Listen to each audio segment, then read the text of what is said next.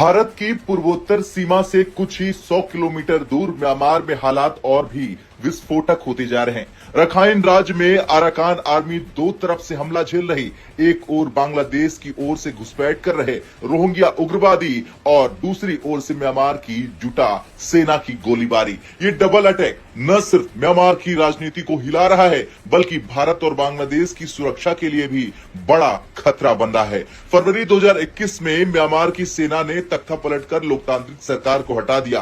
तभी से देश में कई सशस्त्र संगठन सेना के खिलाफ लड़ रहे हैं। इन्हीं संगठनों में सबसे ताकतवर है अराकान आर्मी यानी कि AA, जिसने पश्चिमी म्यांमार के रखाइन राज्य के बड़े हिस्से पर नियंत्रण बना लिया। लेकिन अब अराकान आर्मी पर दो मोर्चों से दबाव बढ़ गया।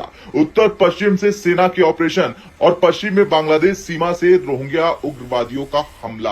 हाल ही में अराकान रोहिंग्या सॉल्वेशन आर्मी यानी ARSA और रोहिंग्या सॉलिडेटरी ऑर्गेनाइजेशन यानी कि RSO के हथियारबंद कैडर बांग्लादेश के शरणार्थी शिविरों से निकलकर म्यांमार में घुसपैठ कर रहे हैं। ये कैडर नाफ नदी पार करके राखीन के माऊगंडा जिले में दाखिल हो रहे हैं। कुछ गुट माया पर्वतों के रास्ते भी घुसने की कोशिश कर रहे हैं। आरोप है कि ये लोग गैर मुस्लिम नागरिकों की हत्या, लूट और अपहरण कर रहे हैं। कई बार ये अराकान आर्मी की वर्दी पहनकर फर्जी लड़ाई का माहौल बनाते हैं। अराकान आर्मी ने चेतावनी दी कि ये हमले आम नागरिकों की जिंदगी खतरे में डाल रहे हैं। दूसरी तरफ म्यांमार की सेना यानी जुटा ने भी रखाइन में अपना ऑपरेशन तेज कर दिया है। 11 सितंबर को जारी प्रेस रिलीज में अराकान आर्मी ने बताया कि यायरवाड़ी रखाइन और मागवे रखाइन सीमावर्ती इलाके में सेना की कई लाइट इन्फेंट्री बटालियनें तैनात की गई हैं।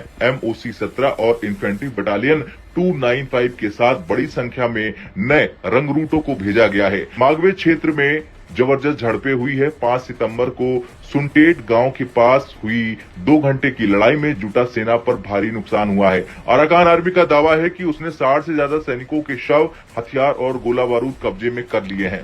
अब पश्चिम से रोहिंग्या का हमला और पूर्व से सेना का ऑपरेशन अराकान आर्मी के लिए दो मोर्चों पर लड़ाई बेहद मुश्किल बनती जा रही है। नागरिक लगातार घरों से पलायन कर रहे हैं। अराकान आर्मी ने आम लोगों को चेतावनी दी है कि वे जंगल और दूर दराज इलाकों में अकेले यात्रा न करें।